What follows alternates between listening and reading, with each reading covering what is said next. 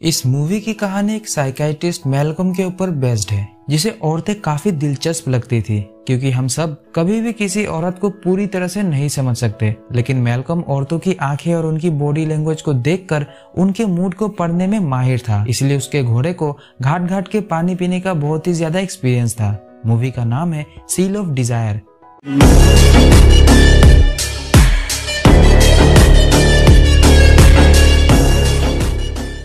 कहानी की शुरुआत में हम मैल्कम को एक बार में देखते हैं, जहां उसके साथ एक हॉट सी लड़की भी बैठी हुई थी जो मैल्कम को अपनी गुफा में खुदाई करने का मौका देना चाहती थी। लेकिन मैल्कम का ध्यान दूसरी ओर एक कपल रूसो और मारिया पे था, तो वो उस लेडी के खुदाई का ऑफर छोड़कर उन दोनों कपल के पीछे पीछे चला जाता है। हम देख पाते हैं कि जब वो कपल घर पहुंच के रोमांस कर रहे होते हैं, तब मैल्कम एक मास्क लगाकर उन पे नजर रख रहा होता है, मानो जैसे वो उनको जानता हो। अब जब मारिया वॉशरूम गई हुई थी तो मैल्कम अंदर जाके रूसो से लड़ाई करने लगता है। अब वो रूसो से लड़ाई क्यों कर रहा है हम थोड़ी देर में जानेंगे। आगे हम देखते हैं कि मैल्कम वहां से निकल अपने घर में जा रहा था, तो वो देखता है कि एक लड़की ब्रिज से नीचे कूदकर सुसाइड करने की कोशिश कर रही है। तो वो उस लड़की को सुसाइड करने से रोककर उसे समझाने लगता है कि उसकी लाइफ की प्रॉब्लम्स खत्म हो जाएंगी, बस उसे ऊपर वाले पे भरोसा करके खुद को थोड़ा टाइम देना होगा। इसी बातचीत के दौरान मैल्कम को उसकी मॉम का कॉल आ जाता है, जिनसे वो बहुत ही अच्छी तरह से बात कर रहा था। यह देखकर वो लड़की भी मैल्कम से इम्प्रेस हो गई थी और वो उसे अपना नाम रूही बताती है। हालांकि मैल्कम को उसकी मॉम का कॉल वॉल नहीं आया था, वो बस अच्छा बनने का नाटक कर रहा था ताकि रूही को भरोसा हो जाए कि वो एक अच्छा इंसान है। और होता भी कुछ ऐसा ही है। रूही मैल्कम के साथ अपने घर आकर उसके घोड़े की सवारी करके अपनी बॉडी से वासना के साथ साथ परेशानियों को भी निकाल देती है। मैल्कम के अकॉर्डिंग रूही को इसी रात की जरूरत थी, क्योंकि जिस सफर पे वो रूही के साथ गया था उससे रूही की बॉडी रिलैक्स हो गई होगी। सुबह जाने से पहले मैल्कम कुछ पैसे रूही के लिए छोड़ जाता है, क्योंकि रूही को उसके बिल्स चुकाने थे और हो सकता है कि पैसों की वजह से ही रूही सुसाइड करना चाहती हो। आगे हम मैल्कम को उसके ऑफिस में देखते हैं, जहां उसका असिस्टेंट केविन उसे आज के क्लाइंट्स के बारे में बताता है। इसी दौरान मैल्कम की नजर वहां की रिसेप्शनिस्ट जूली पे पड़ती है, जो उसे ऐसे देख रही थी मानो अभी वो मैल्कम के घोड़े की सवारी करना चाहती हो। लेकिन मैल्कम उसे भाव नहीं देता और किचन में आकर अपने कलीग्स जैक से मिलता है। जैक एक शादीशुदा बंदा है और जब से वो डैड बना था तब से उसकी लाइफ झंड हो गई थी। खैर, जैक का हौसला अफजाई बढ़ाने के बाद मैल्कम अपने ऑफिस आता है, जहां लीज नाम की एक क्लाइंट उससे मिलने आई थी। लीज की मैरिड लाइफ में प्रॉब्लम थी, तो इसलिए इस सेशन में वो अपनी पति के साथ आई हुई थी। लीज अपने पति रूसो को मैल्कम से मिलवाती है। अब ये वही रूसो है जिसे पहले सीन में मैल्कम ने मारिया के साथ देखा था, लेकिन वो अभी लीज को रूसो की अफेयर वाली बात नहीं बताता, क्योंकि लीज के अकॉर्डिंग उनकी बीच की प्रॉब्लम खत्म हो गई है और अब रूसो अच्छे से उसकी बात को सुनने लगा है। रूसो भी मैल्कम को बताता है कि काम की वजह से वो लीज को टाइम नहीं दे पाता था, लेकिन अब उसने अपना प्रोजेक्ट कंप्लीट कर लिया है, तो अब वो लीज के पास ही रहता है और उन दोनों के बीच सब ठीक हो गया था, इसलिए मैल्कम उन्हें वहां से जाने देता है। लेकिन जाते जाते रूसो उसे बताता है कि लीज अब यहाँ सेशन के लिए नहीं आएगी। वही रिसेप्शन पे हम देखते हैं कि केविन जूली के साथ फ्लर्ट कर रहा होता है, लेकिन जूली उसे भाव नहीं देती। इधर उनके जाने के बाद मैल्कम अपने लैपटॉप में क्लिप प्ले करता है। तब हमें वो रात दिखाई जाती है जहां रूसो मारिया के साथ, और वहां मैल्कम रूसो से लड़ाई करके उसे बेहोश कर देता है। इतने देर में मारिया वहां आ गई थी, जिसने मैल्कम को मास्क में देख लिया था, लेकिन वो उससे डरती नहीं है क्योंकि मारिया उसके बारे में पहले से ही जानती थी।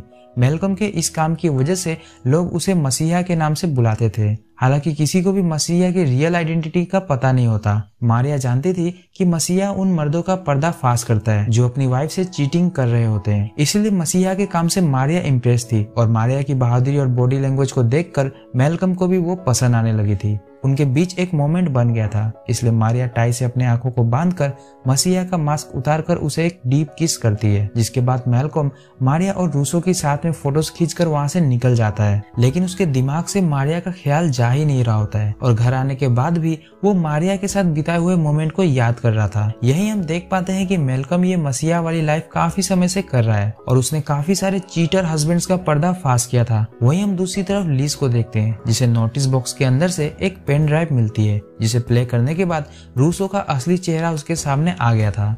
अब अगले दिन मैल्कम के अपार्टमेंट में जैक आकर अपनी शादीशुदा लाइफ के बारे में उसे बता रहा होता है कि कैसे उसने पिछले 6 महीने से अपनी वाइफ के साथ खुदाई नहीं की, क्योंकि जब भी उन्हें थोड़ा टाइम मिलता है उनकी बेटी उनके बीच में आ जाती है। और लास्ट नाइट जब उससे कंट्रोल नहीं हुआ तो वो वॉशरूम में जाकर खुद से ही अपने हथियार पे लोशन लगाकर उसे मसाज दे रहा था कि तभी उसकी वाइफ अंदर आ गई, जिससे उनके बीच में ऑकवर्ड मोमेंट बन गया था। मेलकम के अकॉर्डिंग हर शादीशुदा इंसान की यही कहानी है, तो वो जैक को परेशान ना होने की सलाह देता है। जैक भी मेलकम की लाइफ देखकर जेलस फील करता था, क्योंकि मेलकम अपना वीकेंड नई लड़कियों के साथ बिताता है। लेकिन मेलकम के दिमाग में तो मारिया का ख्याल घूम रहा था, इसलिए वो उस जगह दोबारा आया था जहाँ वो पहली बार मारिया से मिला था।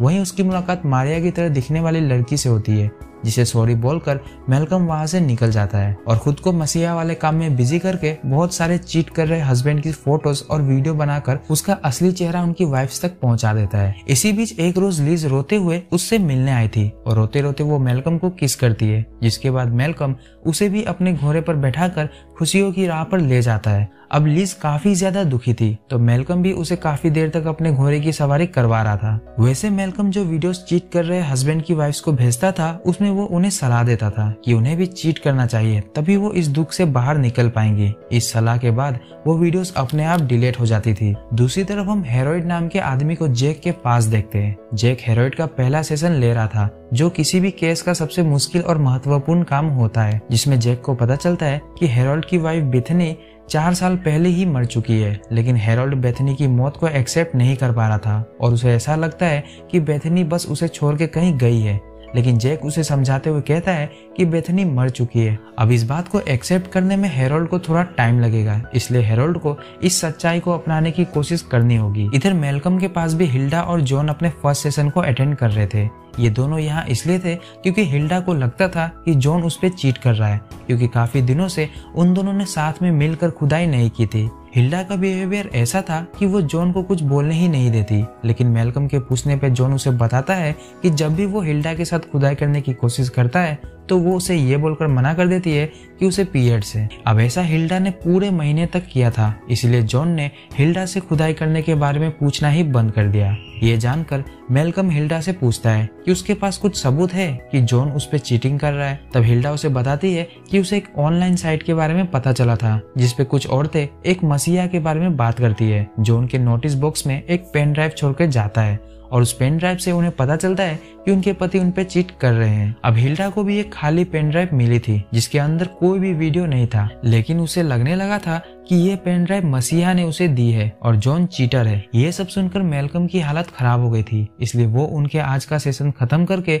उस साइट को देखने लगा था जिसपे उसका जिक्र हुआ है। इस साइट की ऑनर मारिया थी, जिसे देखकर वो हैरान नहीं था। अगले दिन रिसेप्शन पे केविन हमेशा की तरह जूली से फ्लर्ट कर रहा था। वही जूली की नजर मेलकम की क्लाइंट पे पड़ती है, जिसके साथ मेलकम काफी क्लोज था। अब रात में जूली मेलकम के घर आकर अपने सारे कपड़े उतार देती है, क्योंकि वो मेलकम के घोड़े की सवारी करना चाहती थी। उसकी बातों से हम समझ पाते हैं कि मेलकम 1 साल पहले जूली की खुदाई कर चुका है, लेकिन अब वो जूली में इंटरेस्टेड नहीं है, क्योंकि अब जूली उसके लिए काम करती थी। जूली को अपने अपार्टमेंट से भेजने के बाद वो मारिया को ईमेल करके उससे एक डेट फिक्स करता है। अब आगे वो मारिया से कंस्ट्रक्शन साइट पे मिलता है, जहां उसने कैंडल लाइट डिनर का प्लान बना रखा था। वो मारिया को उसके ऑनलाइन साइट को बंद करने को बोल रहा था, तो मारिया साइट बंद करने के बदले उससे कुछ सवालों के जवाब मांगती है, तो मेलकम उसे वो सारे जवाब दे देता है। घर आने पे मेलकम देखता है कि मारिया ने वो साइट बंद कर दिया है और मारिया से बात करने का इकलौता तरीका भी उसने गवा दिया था, इसलिए वो जॉन पे नजर रख खुद को बिजी रख रहा था। लेकिन उसे जल्दी समझ आ जाता है कि जॉन का किसी के साथ कोई चक्कर नहीं चल रहा। अब वो अपने काम में बिजी हो गया था। एक दिन मारिया उसे एक क्लाइंट बन के मिलती है, जिससे उन दोनों के बीच की नजदीकियां और भी ज्यादा बढ़ने लगी थी।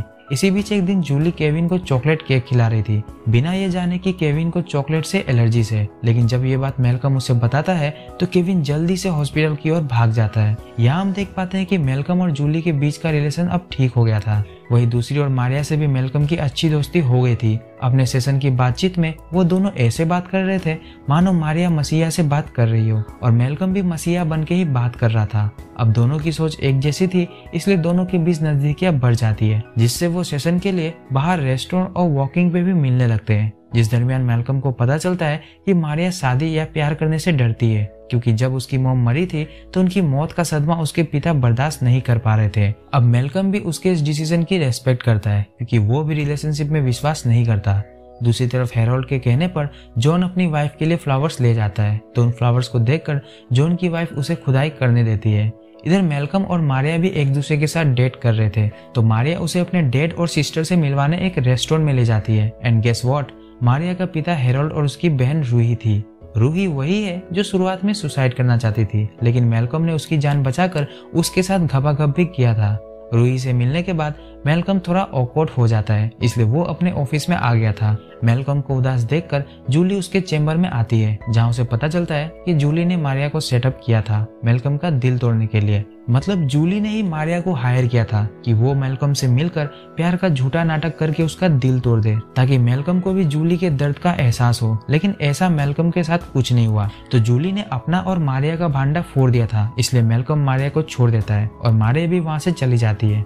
इतना सब कुछ होने के बाद भी मेलकम के दिमाग से मारिया नहीं निकल रही थी, इसलिए वो मारिया से मिलने उस पार्क में जाता है। मेलकम चाहता था कि उनके बीच सब कुछ सही हो जाए, लेकिन मारिया साफ साफ मना कर देती है कि उसे किसी भी तरह की रिलेशनशिप में नहीं रहना। ये सुनकर मेलकम का दिल टूट गया था और कुछ दिन मसीहा वाला काम करने के बाद वो मसीहा वाला मास्क लगाकर मारिया से मिलने जाता है, क्योंकि वो चाहता था कि मारिया उनके बीच हुई बातचीत को पब्लिक कर दे, ताकि कोई भी मर्द अपनी वाइफ को चीट करने की हिम्मत न कर सके। एंड में हम देखते हैं कि मेलकम ने वीडियो में अपना मास्क उतारकर अपनी आइडेंटिटी सबके सामने रिवील कर दी है, और यहीं पर यह मूवी एंड हो जाती है। इस मूवी में दिखाया गया है कि जब भी एक रिलेशनशिप में थर्ड पर्सन आता है तो वो पूरा रिलेशन ही बर्बाद हो जाता है। तो हमें थर्ड पर्सन को ना ही अपने रिलेशनशिप में लाना चाहिए और ना ही हमें थर्ड पर्सन बन के किसी और के रिलेशनशिप के बीच में जाना चाहिए। मूवी डाउनलोड करनी है तो डिस्क्रिप्शन से टेलीग्राम ग्रुप ज्वाइन करें, और वीडियो पसंद आया तो वीडियो को लाइक और चैनल को सब्सक्राइब करना ना भूलें।